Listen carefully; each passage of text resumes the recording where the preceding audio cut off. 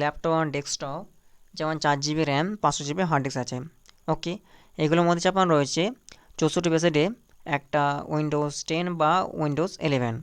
কিন্তু এগুলোতে র্যাম কীভাবে খাচ্ছে জানতে পারছো না, প্লাস আমাদের নেটওয়ার্কে তো প্রবলেম সবসময় করে থাকে উইন্ডোজ 10 বা 11, কারণ সবসময় নেট খেতেই থাকে। তো এইগুলোর কারণে আমাদের কি হচ্ছে, ল্যাপটপ স্লো হয়ে যাচ্ছে। তো এইসব স্লো থেকে আমরা কীভাবে বাঁচবো সেগুলো জানার আগে একটা কাজ করো, এই ছোটো ভাইটিকে সাপোর্ট করো। আর প্লাস যদি নতুনই থাকো তাহলে চ্যানেলটাকে সাবস্ক্রাইব করে নিও।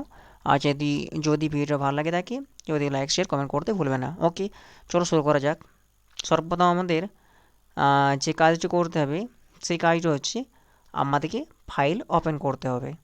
আমাদের যে দিস পিসি লেখা রয়েছে, দিস পিসি আমাদেরকে ওপেন করতে হবে। আমাদের যে লোকাল ডিস্ক রয়েছে সেটা কি করতে হবে, অন করে নিতে হবে। তারপরে আমরা চলে যাব উইন্ডোজ। ওকে, এখানে যাওয়ার ক্ষেত্রে আমাদের এখানে সর্বপ্রথম আমরা দেখতে পাচ্ছি APPPATCH অ্যাপ্যাচ। তো এইখানে যত কিছু আছে আমাদের অল আমরা কি করব, এখানে ডিলিট করে দেবো। ওকে, সর্বপ্রথম যেগুলো হচ্ছে না সেল করার দরকার নেই, কারণ যেগুলো বাড়তি সেইগুলোই আমাদের কম্পিউটারকে কী করে স্লো করে।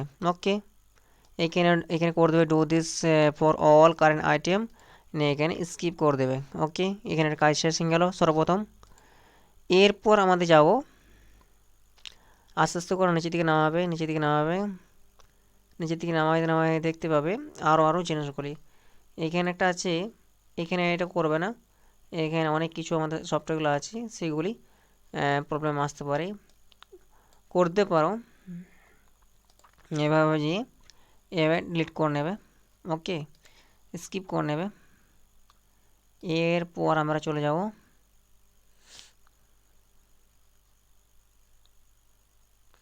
এটা দেবে না, এখানে আছে প্রিফেচ, যেটা দেখতে পাওয়া যাচ্ছে এটা কন্টিনিউ করবে। প্রিফেচের মধ্যে অনেকই সফটওয়্যারগুলো আমাদের এখানে মানে সবসময় কাজ করে যায়। তো এখানে আমাদের কাজ করতে গেলে ল্যাপটপ যাতে আছে এখানে কন্ট্রোল আর অল প্রেস করবে।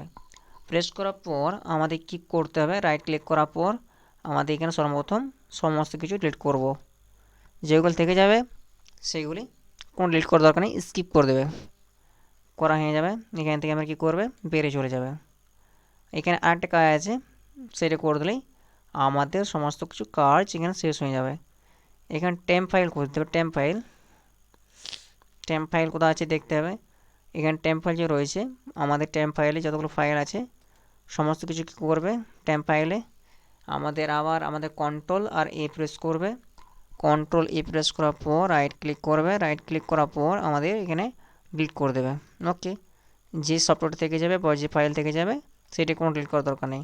এভাবে করেই আমাদের ল্যাপটপে দেখবে আগের থেকে অনেক ফ্রি হয়ে গেছে, আর প্লাস অনেকই সুন্দরভাবে চলছে। আরেকটা এখানে কথা বলা হয়েছে, টাস্ক বারে যাবে, টাস্ক বারে যাওয়ার পর আমাদের পারফরমেন্সের এটা ক্লিক করবে। এখানে সিপিইউ দেখতে পাচ্ছ, সিপিইউ F5 চেপে রাখবে, F5। ওকে,